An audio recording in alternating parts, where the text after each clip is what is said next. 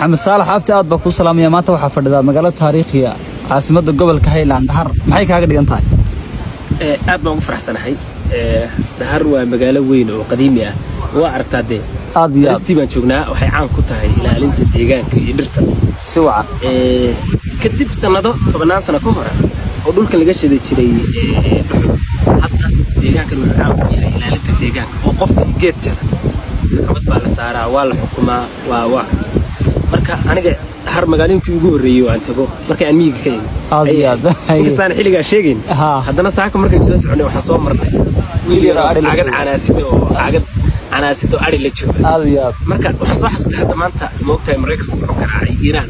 waxa soo xasuustay 2003 markii uu Iraq dagaalkeedu socday